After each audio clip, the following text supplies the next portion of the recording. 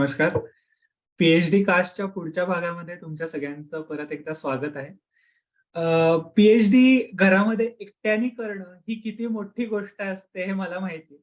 पण पीएचडी एकाच वेळेला दोघांनी करणं हे म्हणजे कुठलं एक वेगळं असं काहीतरी असलेलं युद्ध असेल याची कल्पना द्यायला आपल्याकडे आज देवेंद्र आणि आरती काळे आलेले आहेत.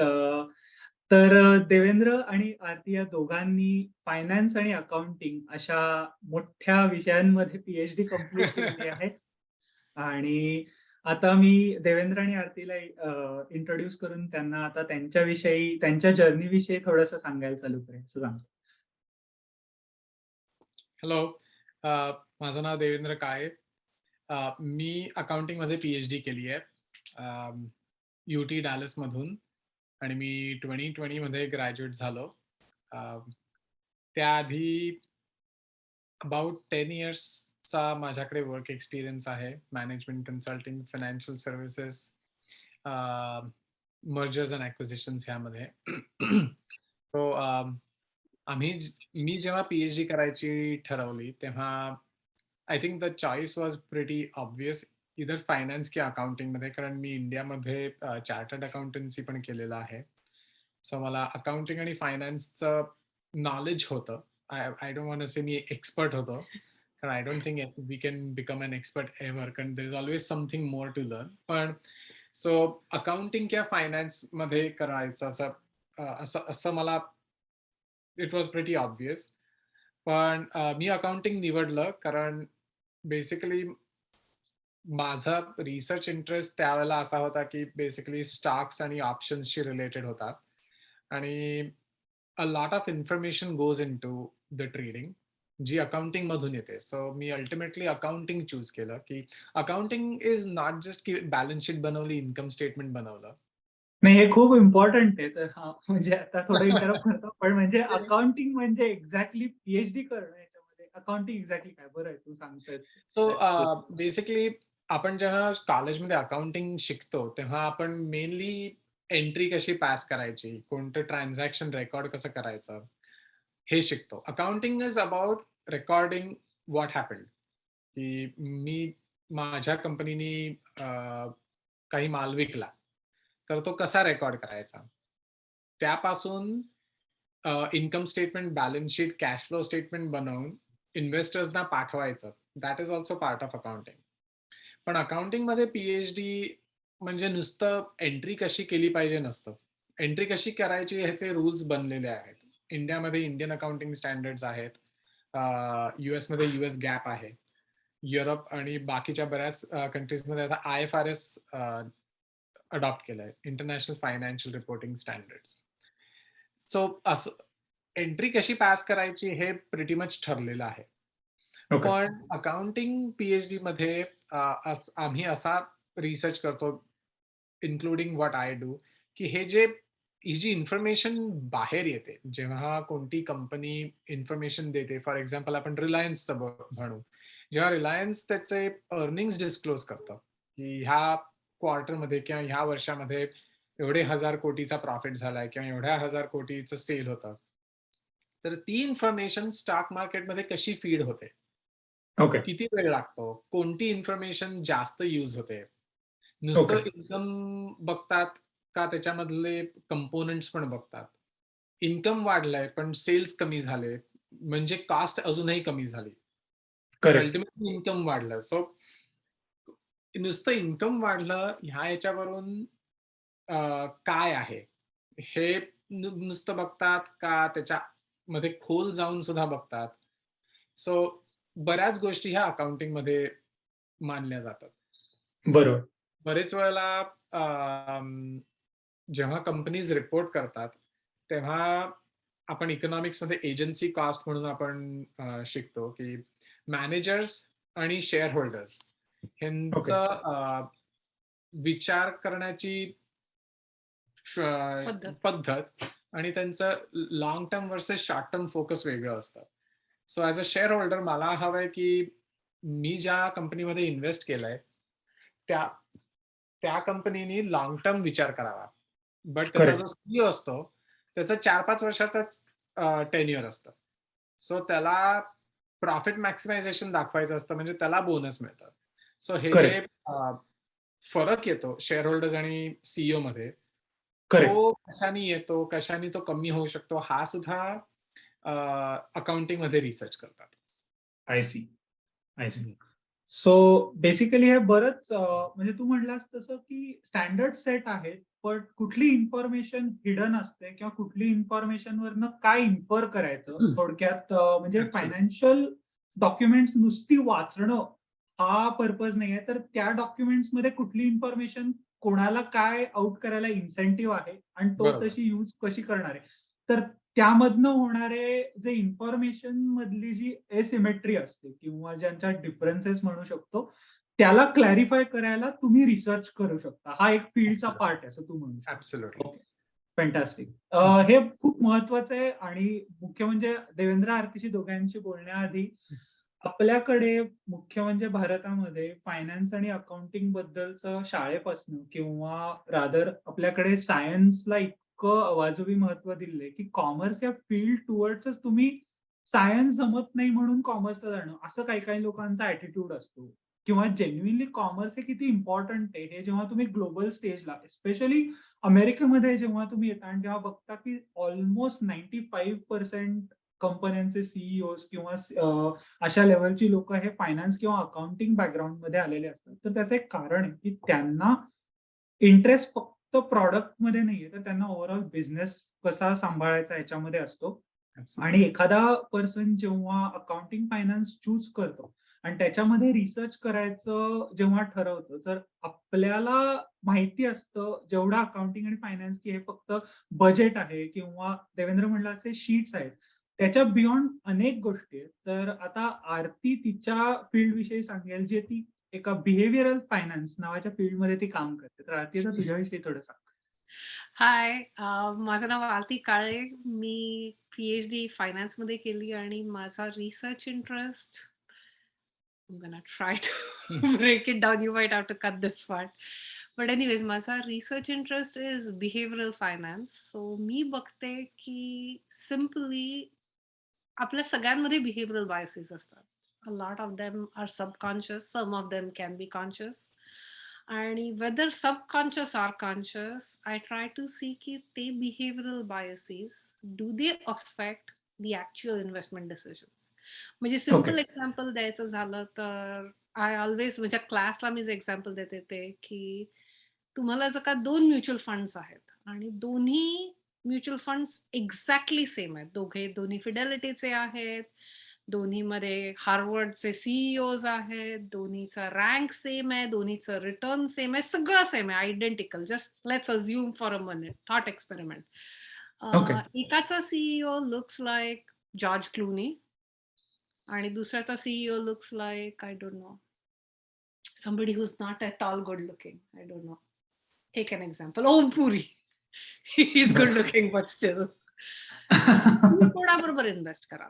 So the answer that rational finance gives you is की तुम्ही कोणाबरोबर इन्व्हेस्ट करा ना. इट डझंट मॅटर सीईओ कसा दिसतो, डझंट मॅटर. इट मॅटर्स की तो काय शिकलाय, राइट. तो किती रिसर्च, तो किती रिटर्न प्रोड्यूस करतो किंवा इतर काही. But you okay. फाइंड की लोक जॉर्ज क्लूनी सारख्या दिसणाऱ्या म्युच्युअल फंड मॅनेजर बरोबर जास्त इन्व्हेस्ट करतात आणि that's a bias because attractiveness creates halo effect. You start अच्छा. thinking attractive people are better. Again, there are various reasons. There is pedagogical reasons like fairy tales that are taught to us. We are always taught good is beautiful and bad is ugly. But हम्म. ultimately, it goes to a bias, a subconscious right. bias. But you select correct. that. Same thing for correct. names. म्हणजे मी म्हटलं तसं की मी आता देवेंद्रचं नाव जेव्हा सांगते डेव केल, तेव्हा I am like okay would you invest with डेव केल और आरटी केल? आणि everybody is like oh Dave केल because that sounds American. Correct. आणि that's those are some of the biases. Akash सांगत होता तसं those are out group biases. So you have okay. in-group biases where you prefer somebody from your group, but okay. you also have out-group bias that you do not trust somebody outside of the group. And that out-group bias plays a lot more with investors than with consumers. So I see. we म्हणजे my papers range from ki our attractive mutual fund, do they get higher fund flows, to jaka if you have a foreign sounding CEO, do they have a differential class action lawsuit risk? If you Okay. have a foreign bond CEO, do they report more conservatively because they're supposed to be risk averse? Right. Do they, if there are people, if there are CEOs of color, do they manage cash better? Okay. Anything where you have this basically दोन opposing forces आहेत. एक तर की generally they would be considered outside of the group, so they would be more risk averse, they would be Right. more cautious. But दुसऱ्या बाजूला there is also selection bias. Correct. Generally it would be better, right? कारण again the Yes. same bias that you see for women. Right. There are fewer of them, so you would see a Sundar Pichai standing out because a Sundar Pichai on average would be better than most other CEOs. So Correct. which force sort of plays more role is what I researched. And I'm sorry for the Absolutely. long speech. नाही, दिस And extremely interesting, especially माझ्यासारखा माणूस की जो management मधला नाहीये पण behavioural sciences मध्ये काम करतो, आणि मला असं दिसलं की अरे हा हे मिनिंगफुल आहे मला पर्सनली सुद्धा, कारण मी जे काम करतो त्याच्यामध्ये how cognitive biases impact Exactly. People's feelings about other people, right?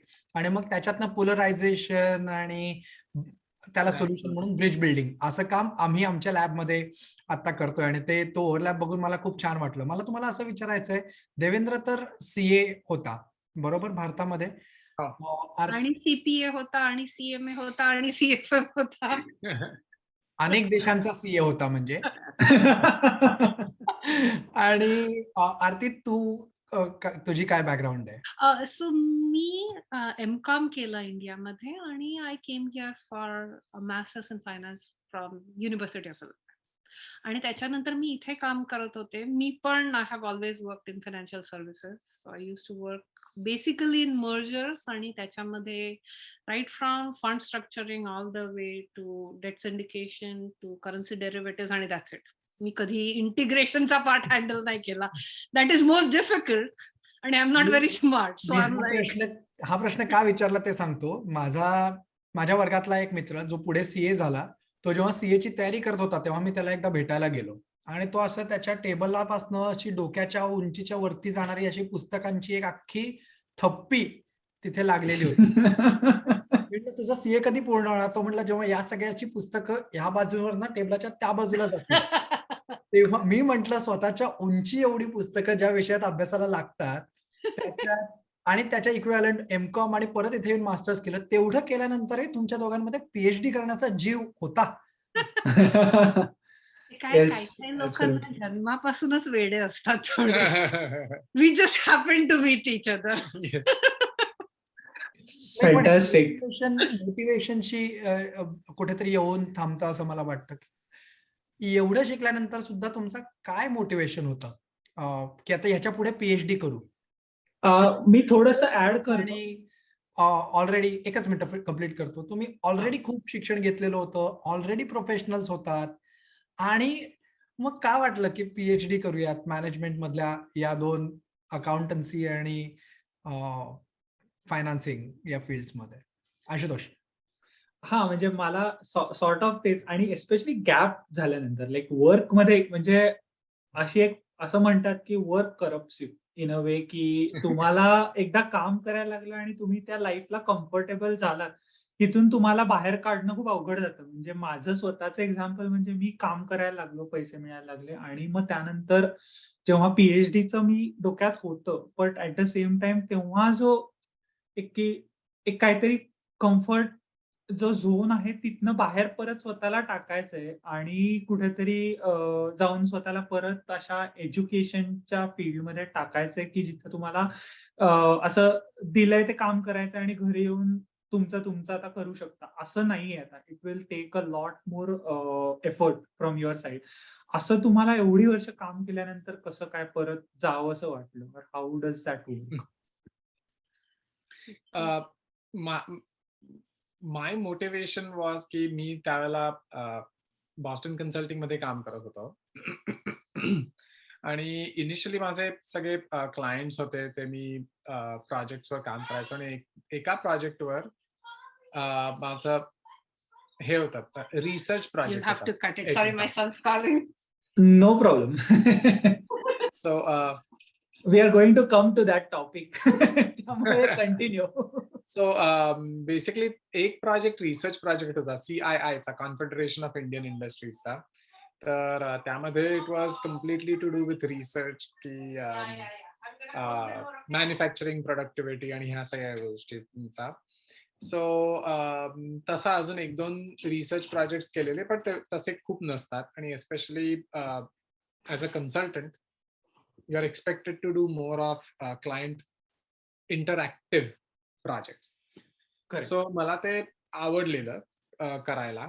So मी तोच विचार करत होतो की असे फार प्रोजेक्ट्स तर मिळणार नाहीत BCG मध्ये.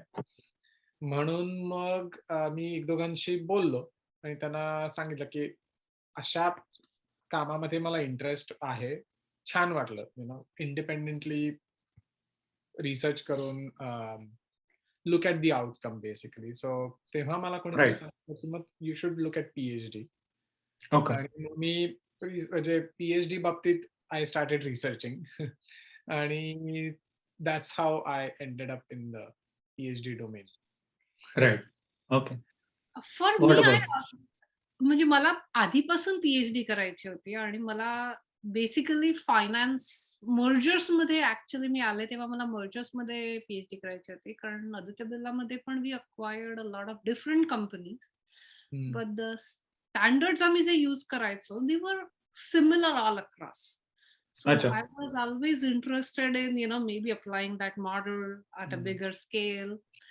But main decision for PhD 2 गोष्टींवर होता. एक तर मला इंटरेस्ट होता आणि दुसरं मी ज्या फील्डमध्ये होते त्या फील्डमध्ये if I had to be with my son, तर मग ऑप्शन असा होता की इधर मुलाबरोबर राहा आणि जॉब सोडून दे किंवा जॉब कर, पण मग त्या जॉबमध्ये एवढं सॅटिस्फॅक्शन नाही कारण तुम्हाला प्रमोशन्स मिळणार नाहीत कारण तुम्ही 12 तास ऑफिसमध्ये नसणार. कॉम्प्रोमाइज की ओके तू काम कर बट ते नेहमीचं 9 to 5चं काम कर आणि ते मला करायचं Okay. नव्हतं. I आणि see. PhD offered both those की मला पाहिजे ते करता येतं प्लस मला पाहिजे त्या वेळेला करता येतं. I C. ते प्रमोशन्स थांबत नाहीत, माझं इतर काही ग्रोथ थांबत नाही. इंटेलेक्च्युअली चॅलेंजिंग काम करता येतं, बट असं असेल की नाही आज मला वेळ नाही तर मग मी मीटिंग कॅन्सल करून सांगू शकते ठीक आहे आपण उद्या भेटूया. आज माझ्या मुलाचं काय तायक्वांडोचा गेम आहे, so I have to be there त्याच्या taekwondo Right. Match. I valued that, म्हणजे मला तो फ्रीडम सगळ्यात जास्त आवडला. सो म्हणून ऍज अ प्रोफेशन मला आवडलं, बट फायनान्समध्ये आय ऑलवेज म्हणजे I think that was the interest. Obviously. Yes. This is Or I don't know fantastic. anything outside of finance. नाही ते That's ते more म्हणतात likely. ना, ते असं म्हणतात ना, आय हेटेड 9 to 5, that's why I chose 9 to next morning 9.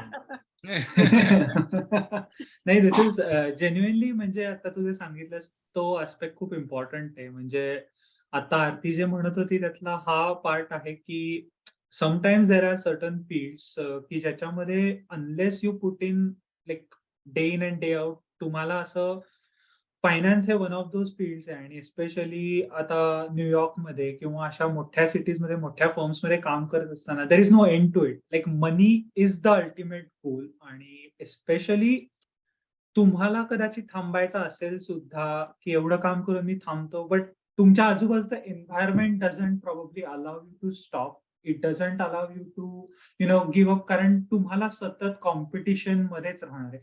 त्याला ऑल्टरनेटिव्ह, आणि स्पेशली जर का तुम्हाला एवढी मोठी रिस्पॉन्सिबिलिटी की घरामध्ये लहान मुलगा असेल जे ते अजून एक मोठं, मला असं वाटतं एक अग्निदिव्य म्हणू किंवा त्याला एक काय म्हणतात एक मोठं टास्क आहे असं म्हणू शकतो. एक चॅलेंज आहे, फुलफिलिंग आहे, but at the same time it's very very challenging. की ते करत असताना ती आता जे म्हणत होती की बॅलन्स करत असताना की हे सगळं 9 to 5 नाहीये, but at the same time अभ्यास करणंही तेवढंच अवघड आहे. तर तुला म्हणजे असं कुठे वाटलं का की म्हणजे येस आपण जॉब सोडून PhD ला आलो, but at any point did you feel की मे बी म्हणजे आता परत घेतलंय अभ्यासाचं हे आणि yet it is turning out to be थोडं more challenging than you thought, असं कुठे झालं का?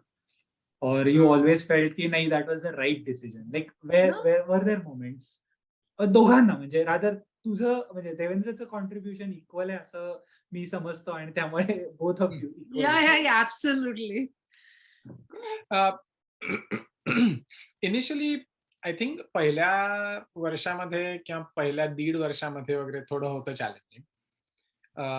कारण research was something that we were interested in, पण पहिलं वर्ष पहिल्या वर्षामध्ये काय असतं ह्याची साधारण आयडिया होती, कारण प्रत्येक युनिव्हर्सिटीच्या पेजवरती बघितलेलं की कसं असतं. It was like okay, micro economics पूर्वी केलेलं आहे किंवा प्रोबॅबिलिटी अँड स्टॅटिस्टिक्स जनरली केलेलं आहे, इकॉनॉमेट्रिक्स ठीक आहे, मग बघू. पण ते जे द रिगर जेवढी होती तेवढी ॲटलिस्ट मी तरी इमॅजिन केली नव्हती. Right. So initially it was more challenging, I think, than I had imagined. So, well, Sorry, no, I didn't mean to No, no, cut no, you. no. No, I mean, I have this thing that I keep saying. Me PhD सुरू करायच्या आधी आमचे बरेच friends UFIचे maximum फ्रेंड्सनी तेव्हा पण PhD PhD केलेली. केलं, आणि ते नेहमी म्हणायचे PhD is something that gets easier with time. हम्म. का म्हणतात असं मला माहिती नाही, but I had always heard it की PhD is something that gets easier with time. It's difficult to get in. Yeah. Once you get in, every day is a little easier. Yeah. आणि मी PhD सुरू केल्यानंतर म्हणजे almost graduate होताना मला कोणी ते विचारलेलं की what will you not do in PhD? I was like, सकाळ मला कोणी आता हार्वर्डला PhD ला ऍडमिशन दिली ना, सेम की काही नाही, तुला सेम पैसे देतो, फक्त हार्वर्डला येऊन नवीन विषयामध्ये PhD कर. म्हटलं मी त्यांना सांगेन तुला फर्स्ट इयर नको, डिरेक्टली आपण सेकंड इयर पासून सुरू करू. The funny thing is, and I think that was my bias, more of overconfidence or whatever. But मी जेव्हा सुरू केली तेव्हा मला हे सगळे कॉन्सेप्ट माहिती आहेत, शार्प रेशो माहितीये, रिस्क रिटर्न माहितीये. आणि आम्हाला ऍटलीस्ट UT आर्लिंग्टन मध्येच असं असतं की पहिलं वर्षभर you don't take any other classes. You don't take econometrics or anything else. All you do is read papers. Right. You read papers in a seminar and where other people are critiquing the paper. So there is no book. Correct. You're directly given this paper and you're like, critique the paper. And they look, sorry, that's my dog. No, you say hi. Come here. Come here, baby. Oh.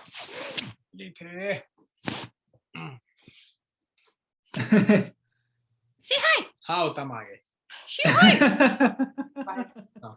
बाहेर ठेवून ये आणि दरवाजा बंद कर, नाही तर तो परत येईल. फारच मस्त होतंय आमच्याकडे नवीन. आम्ही PhD मध्ये कुत्रा पण घेतला. मी तेच आता म्हणणार होतो की देवेंद्र आणि आरतीने नुसतं PhD ऍज अ बाळ नाही घेतलं, तर त्यांनी अजून जेवढे शक्य तेवढं ऍडिशन आरती म्हणाली ना, कोणी जन्मापासूनच वेडे असतात तसे. आम्ही तोच विचार करत होतो की ह्यानी स्ट्रेस इनफ होत नाहीये, अजून आपण कसं काय आपलं हे, how can we make it more interesting, म्हणून आम्ही पण आणला. I'm sorry, it's not getting adjusted. I don't know. That's fine. नाही, it just seems की you don't like peace.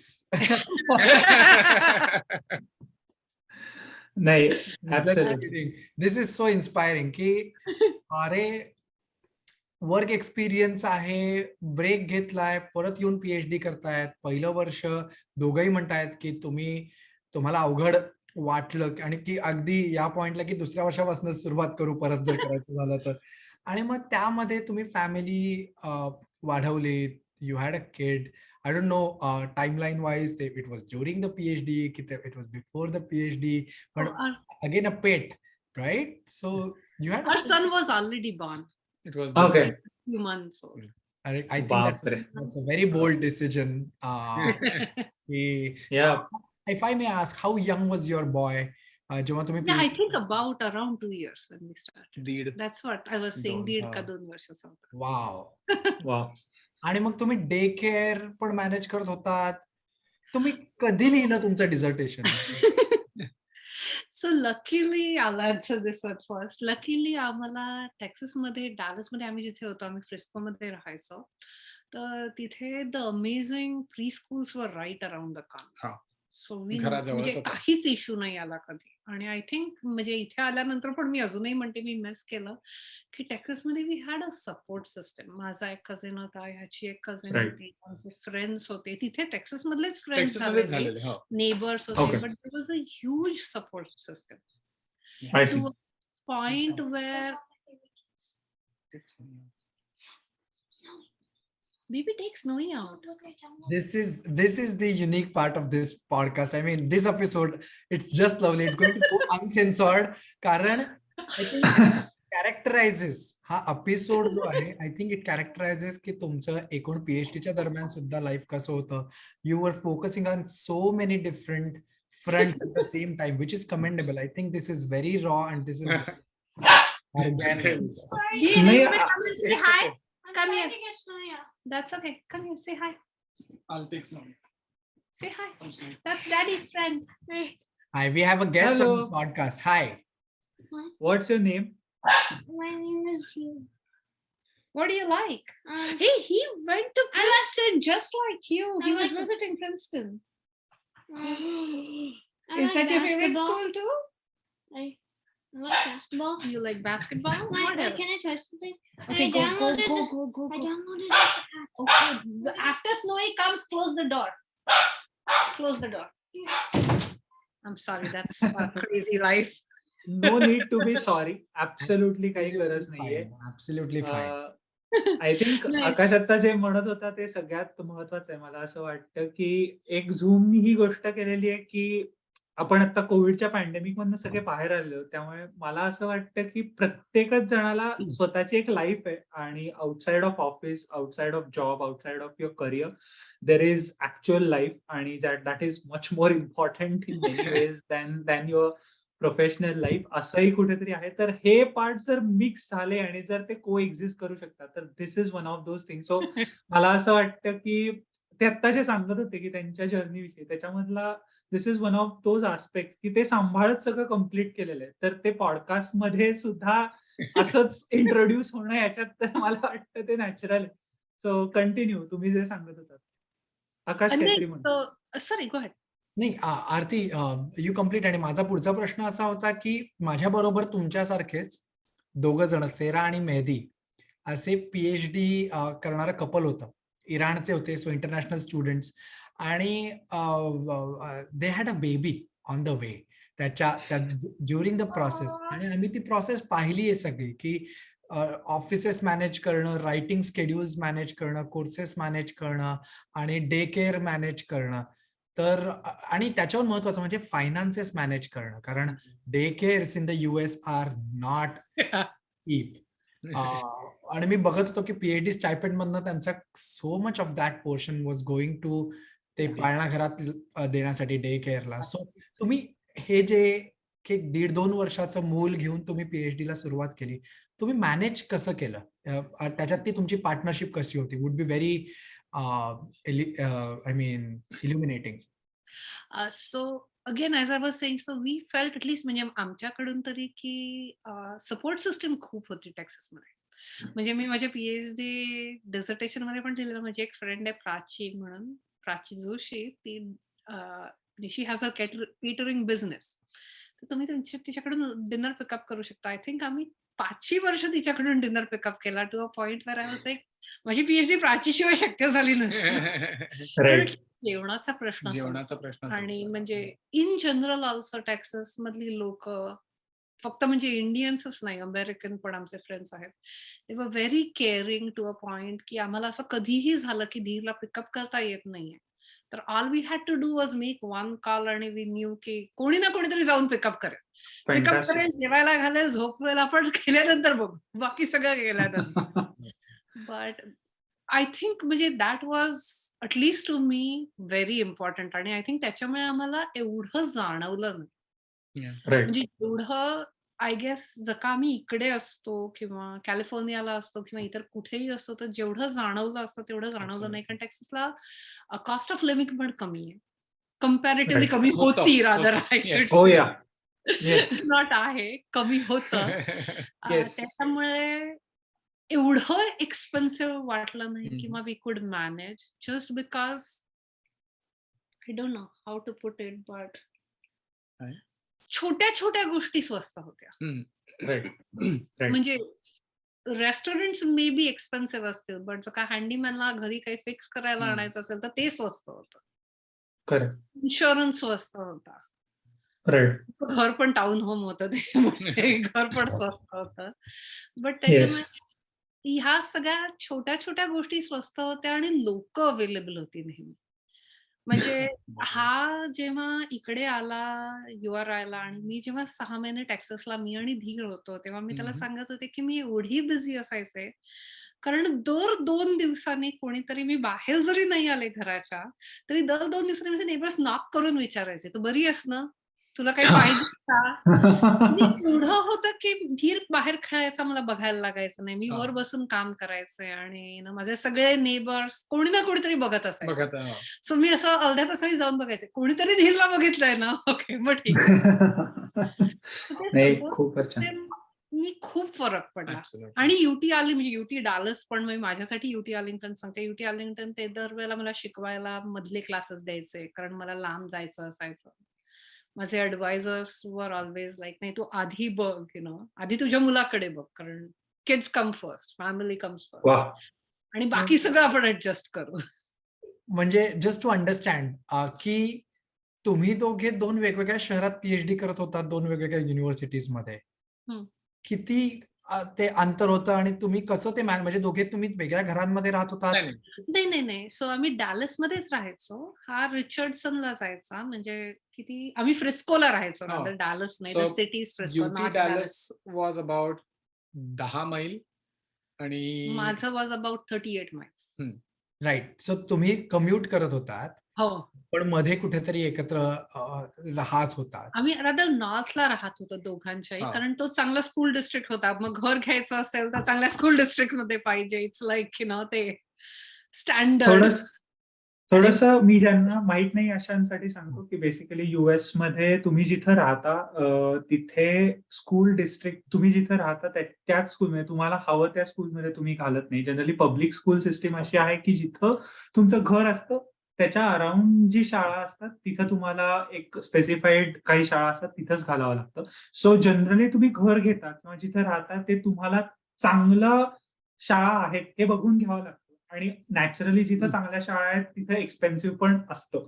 असा एक ट्रेंड असतो. सो ते तुम्हाला सगळं मॅनेज करावं लागतं. सो ऍज अ कपल जेव्हा आणि एस्पेशली विथ अ किड तुम्हाला याही गोष्टी मॅनेज करायच्या आहेत तर आपल्याकडे असं एक एक्झाम्पल आहे की where they not only manage their studies but ते करत असताना कुठेतरी आपलं बाकीच्या पण गोष्टी इतक्या सांभाळाव्या लागतायत आणि घरामधल्या फॅमिलीच्या या गोष्टी सांभाळतात तिथं कुठे आपण कमी पडत नाही. म्हणजे आता मी स्वतः डॅलसच्या एरियात राहिला असल्यामुळे मी आकाश तुला सांगतो की Frisco is one of those areas जिथं मॅक्सिमम भारतीय लोक राहतात कारण की तिथं शाळा चांगल्या त्यामुळे त्या स्कूल डिस्ट्रिक्टमध्ये घालण्यासाठी कॉम्पिटिशन असते. आणि आता ते म्हणजे जेवढं अमेरिकेमध्ये भारतीय लोक वाढत आहेत स्पेशली डॅलस एरियामध्ये वाढत आहेत तसं असं लक्षात येतं की ऍज मच एज पॉसिबल लोकांना आणि competition is not with people who are Americans anymore it's mostly Indian people.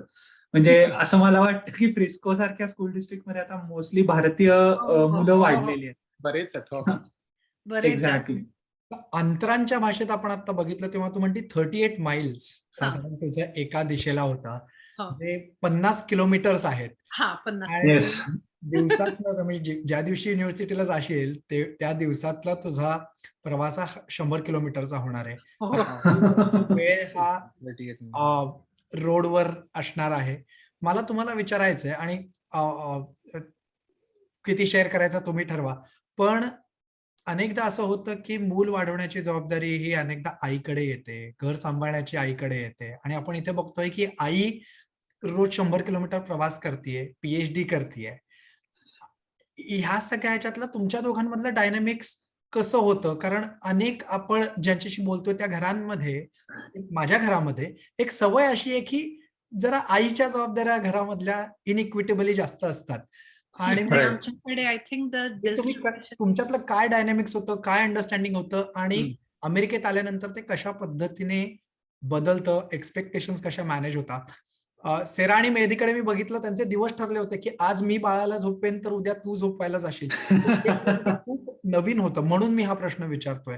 नाही, आमच्याकडे पण तसंच होतं. म्हणजे बेसिकली दिवस ठरलेले होते, की आज कोण पिकअप करणार धीरला आणि आज कोण डब्बा पिकअप करणार आणि मग आज कोण करणार. बट आय थिंक आम्ही मास्टर्ससाठी इथे आलो म्हणून असेल, but we always shared responsibility.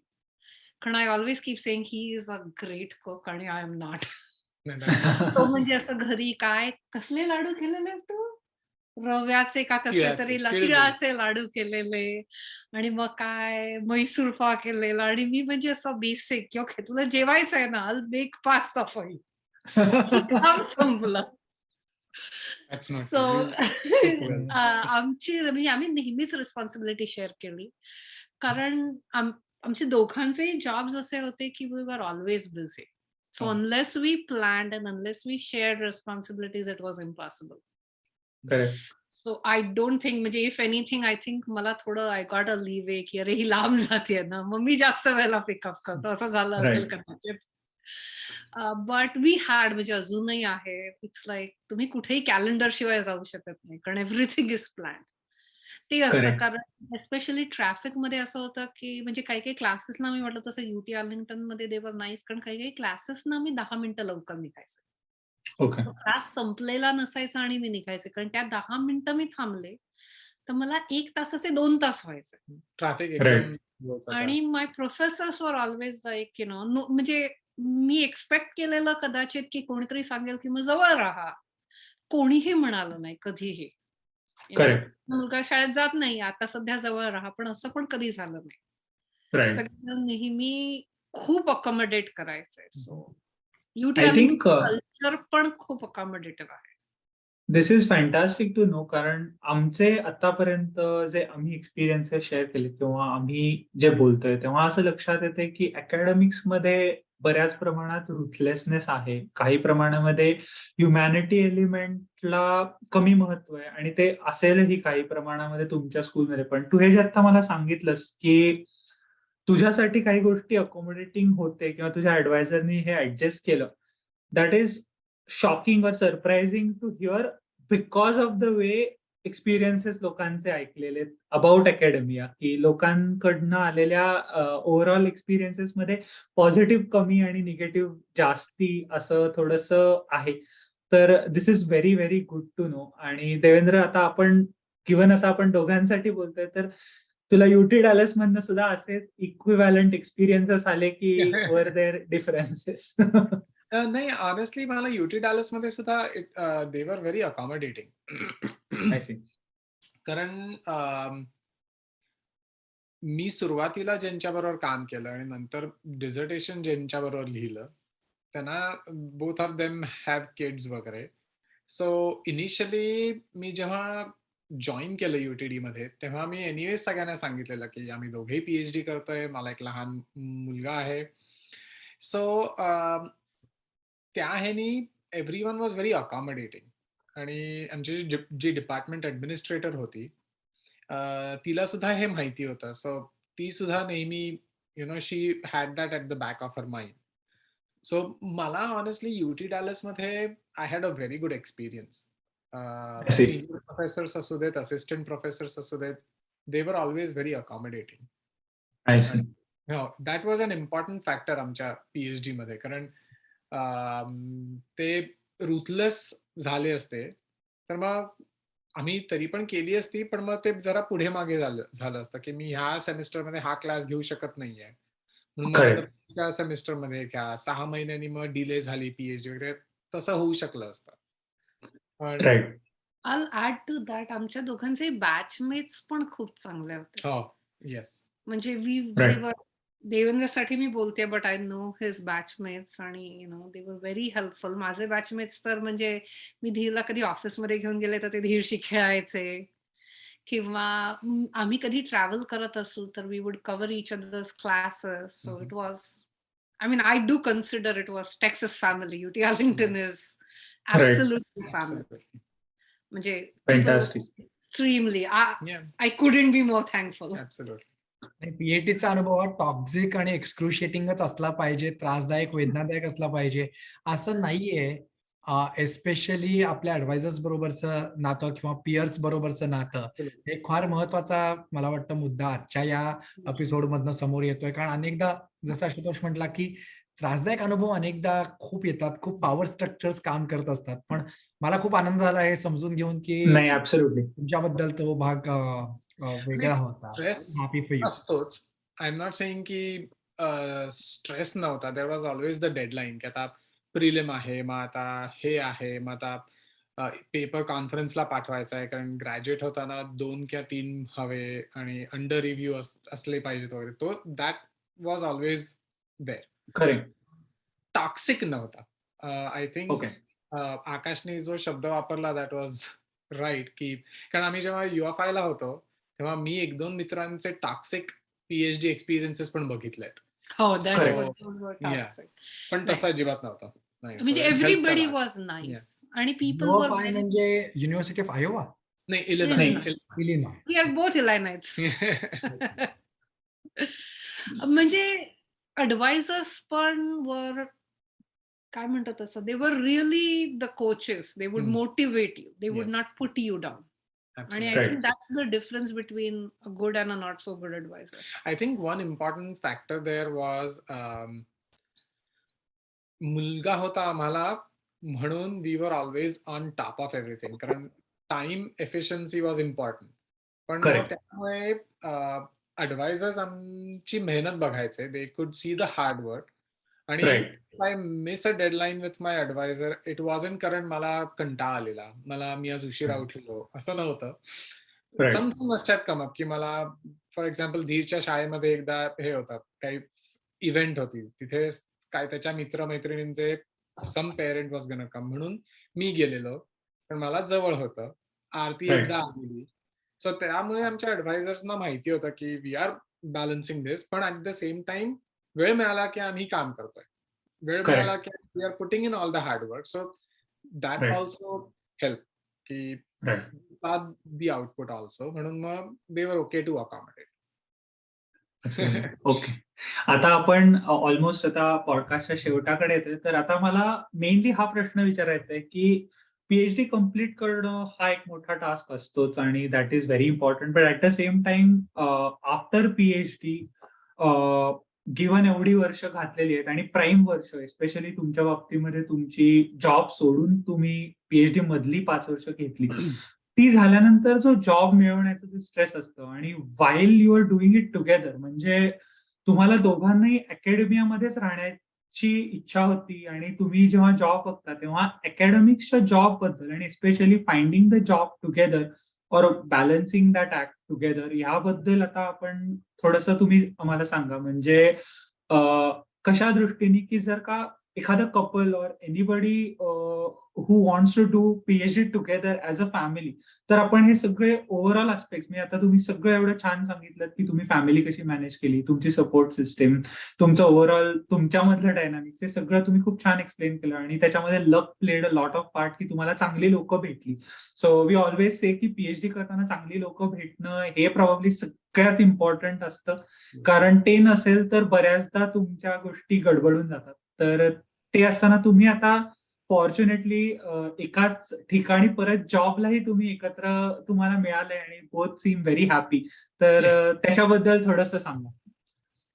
So जॉबमध्ये आय वुड से आम्ही दोघंही एका वेळेला जॉब मार्केटवर होतो, but Devendra got the offer from URI आणि he always loved URI for some reason. मी नेहमी जोक करते की आम्ही 1 वर्षापूर्वी म्हणजे जॉब मार्केट सुरू व्हायच्या आधी पण मी बोलायचे तेव्हा हा नेहमी सांगायचा की आणि किंवा युनिव्हर्सिटी ऑफ रोड आयलंड तिथे प्रोफेसर्स चांगले आहेत, जस्ट सीम्स लाईक मला आवडते. Oh, जेव्हा nice. त्याच्याकडे ऑफर आली तेव्हा त्याचे बाकी बरेच फ्लाय आउट्स होते, बट ही वॉज लाईक नाही, that's it, I love it. देवेंद्रनी मॅनिफेस्ट केलं. Literally manifested. ऍब्सोल्युटली. आणि मग तेव्हा मी डिसाईड केलं, की आता परत जॉब मार्केटमध्ये म्हणजे ते कंटिन्यू करून काहीच फायदा नाहीये. कारण गेले मी जॉइन जिथे केलं तिथून सुद्धा मला 1 वर्षाने मूव्ह करायलाच लागणार. बरोबर. सो डॅलसमध्ये luckily as I said support system होती, घर होतं. सो मला काही चेंज करायचं नव्हतं. तर म्हणून मी UT आर्लिंग्टनमध्ये गेले आणि त्यांना ते सांगितलं आणि that's where I said they were म्हणजे even then they were accommodative because the first thing they did was of course if you want a postdoctoral fellowship, we can consider that. Wow, that is incredibly nice. So, I mean, मी परत सांगते but खरंच मी अजूनही miss करते त्यांना. So मी अजूनही कधी टेक्सासला गेले तर तिकडे जाते कारण खरंच खूप छान लोक होती म्हणजे आहेत. त्याच्यामुळे मग मी थांबले आणि मी नेक्स्ट इयर जॉब मार्केटला गेले आणि रोड आयलंडमध्ये युनिव्हर्सिटीज त्या मनाने कमी आहेत. सो मी आजूबाजूचे Correct. सगळे जॉब्स बघत होते बट हे 2020 आणि 2021चं म्हणजे कोविडचं मार्केट होतं.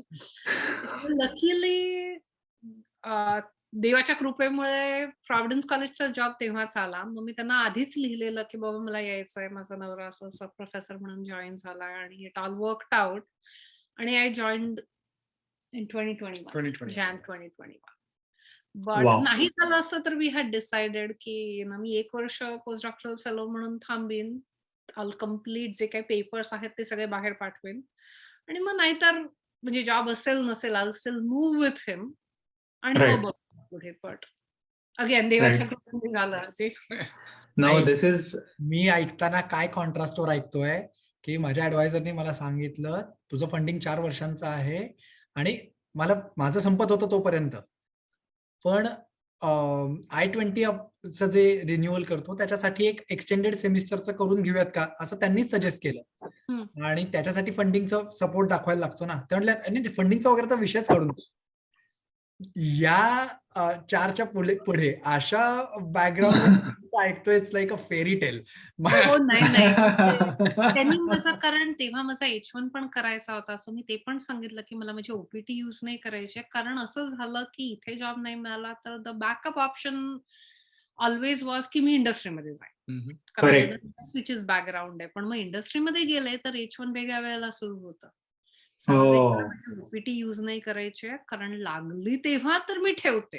अकॅडमिक जॉब झाला तर ठीक आहे बट 1 वर्षभर नाही झाला तर लागेल. तर UT सांगितलं की H1 पण करतो. सो म्हणजे सगळ्यालाच they were like yes don't worry. Higher institution मधनं H1B विजाचं प्रोसेसिंग वर्सेस इंडस्ट्री मधनं H1B विजाचं प्रोसेसिंग याच्याबद्दल एक थोडक्यात कमेंट करशील का म्हणजे ऐकणाऱ्यांना त्यातला फरक? ऍब्सोल्युटली. सो म्हणजे बेसिकली H1B वर्क विजा जो आहे तो नॉट फॉर प्रॉफिट इन्स्टिट्यूट्स म्हणजे basically research institutes all universities आणि any not for profit organization त्यांना वर्षभर चालू असतो कारण there is no cap.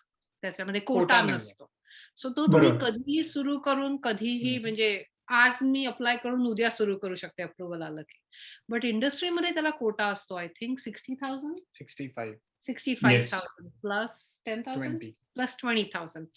So 65,000 आणि त्याच्याबरोबर 20,000 फॉर मास्टर्स आणि तो मार्चला अप्लाय करायला लागतं आणि तो ऑक्टोबरला सुरू होतो कारण जनरली संपतो आणि मार्चला सुरू केल्यावर आता तर एवढी वेळ आली आहे मी ऐकलेलं मध्ये की लॉटरीमध्ये जात ते रॅन्डम चान्स आणि तुम्ही मग ऑक्टोबरला सुरू करता. So optional occupational practical training optional practical training is OPT आणि ते तुम्हाला मधला ते तुम्हाला मध्ये गॅप ब्रिज करतायत. Different kind of bridge but still. नाही म्हणजे to put things in perspective Google, Facebook, Amazon सगळ्या कंपन्यांमध्ये काम करणारे सगळे इंजिनियर्स हे एकत्र H1B साठी त्यावरची अप्लाय करत असतात. त्याच्यामध्ये मागच्या वर्षी ज्यांचं झालं नाही ते पण अप्लाय करत असतात. मागच्या वर्षी ज्यांचं झालं नाही तेही अप्लाय करत असतात आणि त्याच्यातनं लॉटरी निघते आणि त्या लॉटरीत तुमचं नाव निघालं तर तुमचं H1B ला तुम्ही अप्लाय करू शकता आणि मग पुढे अप्रुव्हल. अगेन्स्ट अकॅडमिक इन्स्टिट्यूशननी फाईल केलेला H1B हा डिरेक्टली प्रोसेस होतो आणि त्याची पॉसिबिलिटी ऑलमोस्ट सर्टन्टी कडे जाणार असते आणि त्यामुळे जरी अकॅडमिक जॉब मिळवणं अवघड असलं इंडस्ट्रियल जॉब पेक्षा, तरी विजाच्या दृष्टीने अकॅडमिक जॉब हा जास्त सिक्युअर असतो असं अमेरिकेत ऍब्सोल्युटली. एक आणि अमेरिकेत इंटरनॅशनल स्टुडंट्स येऊन जेव्हा काम करतात तेव्हा मला वाटतं सगळ्यात मोठी टांगती तलवार ही विजाची असते. करेक्ट. इंडस्ट्रीमध्ये मूव्ह होत असताना तो एक महत्वाचा काय म्हणता येईल विचार करायला लागतो, कन्सिडरेशन असतं. आम्हाला पहिल्यांदा आज या पॉडकास्टवर विजा हा विषय बहुतेक चर्चेला आला. हो नाही ऍब्सोल्युटली नाही, हे खूप इम्पॉर्टंट आहे, कारण आकाश आत्ता जे I-20 किंवा हे जे म्हणला हे शब्द काही प्रमाणामध्ये ज्यांना माहित नाही, तर बेसिकली तुम्हाला एक स्टिप्युलेटेड टाइम असतो ज्या टाइम फ्रेम मध्ये तुम्हाला सगळं कम्प्लीट करावं लागतं. सो तुम्हाला पीएचडी करताना अनलिमिटेड लिवे नाहीये की तुम्ही कधीही संपवा कधीही चालू करा. तुम्हाला त्या एका आकाश म्हटला तसं एक फंडिंग सुद्धा एका सर्टन पिरियड साठी ग्रांटेड आहे. त्याच्या पलीकडे जायचं असेल तर बऱ्याच इन्स्टिट्यूशन 95% पेक्षा जास्ती % इन्स्टिट्यूशन मधून तुम्हाला फंडिंगसाठी प्रॉब्लेम्स होतील. म्हणजे तुम्हाला करायचंय तर ते तुमच्या खिशातनं आता पैसे टाका एका लिमिटच्या पुढे. तर आरती आत्ता जे सांगतेय ते खूप म्हणजे खूप अत्यंत असं रेअर एक इव्हेंट आहे की ज्याच्यामध्ये फंडिंग पण दिलं, त्यात H1 पण दिला आणि they allowed her to stay back for postdoc, which is very rare, but at the same time this is incredibly nice. So मला असं वाटतं की या पॉडकास्टमध्ये चालू झाल्यापासून आपल्याला मी परत म्हणू शकतो की there are lot of things that could go wrong, but at the same time जसं लाईफ आहे की चांगली लोक चांगल्या गोष्टी तुमच्या बाबतीमध्ये कशा होतात त्यांनी तुमचे पर्स्पेक्टिव्ह खूपदा बदलतात किंवा त्यांनी तुम्ही डिफाईन होता रादर. त्यामुळे सगळं माझं मी केलं तसं ह्या ऍटिट्यूडनी तुम्ही जसे तुम्ही जगू शकत नाही तसंच पीएचडी मध्येही नाही. You need help in every way possible. आणि आकाशचं एक फेवरेट वाक्य आहे की it takes a village to become a PhD. Absolutely it's a village to raise a child असं आपण म्हणतो, पण same goes for the PhD. Absolutely. अगदी शेवटाकडे यायचं झालं तर तुमचं आत्ताचं काय डेझिग्नेशन आहे? जॉब सर्च झालं, तुम्ही अकॅडमिक इन्स्टिट्यूशन निवडलं आणि आता काय तुम्ही रोल मध्ये काम करताय? आम्ही दोघेही टेन्युअर ट्रॅक असिस्टंट प्रोफेसर आहोत at both the university of Rhode Island and Providence college. Fantastic. जो एक म्हणता येईल की पीएचडी रूटचा जो सगळ्यात महत्वाचा मेन मार्ग आहे फ्युचरकडे जाणारा, तो असा पोस्ट डॉक किंवा मग directly assistant professor on tenure track route, त्या ट्रॅकवर असणारे असे आपल्याकडे आज दोघे जण देवेंद्र आणि आरती, आणि family dynamic. Yes, family. Thank you so much Ashutosh. नाही ऍब्सोल्युटली. देवेंद्र, मी म्हणलं तसं देवेंद्र आणि मी एकाच युनिव्हर्सिटीतून पीएचडी केली असल्यामुळे माझी आणि देवेंद्रची आधीपासूनची ओळख आहे. आज त्याच्याबद्दल तर कळलंच, पण त्याचबरोबर काळे फॅमिली आणि that family includes a lot of aspects असं एक ओव्हरऑल आपल्याला कळलं. आणि त्यांनी अत्यंत छान अगदी मोकळेपणाने आपल्याशी गप्पा मारल्या. So thank you so much Devendra आणि आरती दोघे. आणि ऍब्सोल्युटली आम्हाला खूप बरं वाटलं. आणि जसं मी म्हणलं तसं की तुम्ही येत असताना पीएचडीला तुमच्या मनामध्ये काही सर्टन आस्पेक्ट्स असतील, काही गोष्टी असतील, त्या सोडूनही अनेक गोष्टींची तयारी ठेवायला लागते. आणि काही वेळेला सरप्राइझिंगली चांगले एक्सपिरियन्सेस येतात. ह्याचं एक मूर्तिमंत एक्झाम्पल आहे. So thank you so much. कारण आपल्याला पीएचडी लोकांनी करायला पण तेवढंच पाहिजे, but at the same time being aware की काही गोष्टींच्या कल्पना पहिल्यापासून जर का सगळं रोझी पिक्चर न ठेवता तुम्ही आला आणि वेळोवेळी तुम्हाला काही गोष्टी जशा जमतील तशा ऍडजस्ट करावं. कारण ते आता सांगतायत बऱ्याच गोष्टी, but I am pretty sure की त्यांना खूप गोष्टीत ऍडजस्टमेंट कराव्या लागल्यात. खूप गोष्टीत त्यांचे टाइम फ्रेम तो देवेंद्र मगाशी एका गोष्टीचा त्यांनी उल्लेख केला की पहिल्यांदा ते सतत काम करतायत किंवा कुठेतरी हार्डवर्क जेव्हा दिसतं लोकांना की नाही दीज पीपल आर वर्दी, तेव्हा त्यांना त्यांच्यासाठी काहीतरी करावं असं वाटणं, हेही त्यातला इम्पॉर्टंट आस्पेक्ट आहे की like they are putting 150% every day.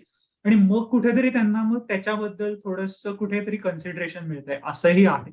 So तुम्ही पीएचडीला येता आणि स्पेशली ऍज अ कपल किंवा ऍज अ फॅमिली येण्याचा विचार करत असाल तर it's not impossible and it could lead to very nice things, हे आज आपल्याला ऍक्च्युली कळलं. So thank you so much. आणि खऱ्या अर्थाने आज कौटुंबिक गप्पा झालेल्या आहेत आणि एक्सक्यूज बनवता येणं खूप सोपं आहे. आम्ही मॅरिड आहोत, आम्ही दोघेही पीएचडी करतोय, आम्हाला मुलं आहेत, म्हणजे एक पेट आहे, एक मूल आहे. पण दोन मुलंच आहेत. न, तो pet मुलंच आहेत. टॉप ऑफ दॅट राहून वेळेवर काम सबमिट करण्याची तळमळ दिसल्यानंतर त्यांना ते रेसिप्रिकेशन मध्ये तो नाईसनेस, तो काइंडनेस मिळाला आहे, याची पण दखल घेऊयात. त्याचं पूर्ण क्रेडिट देवेंद्र आणि आरती तुम्हाला जातं. पुढच्या भागात भेटूया एका नवीन पाहुण्यांसोबत, एक नवीन पीएचडीचा प्रवास समजून घेऊयात. तोपर्यंत धन्यवाद.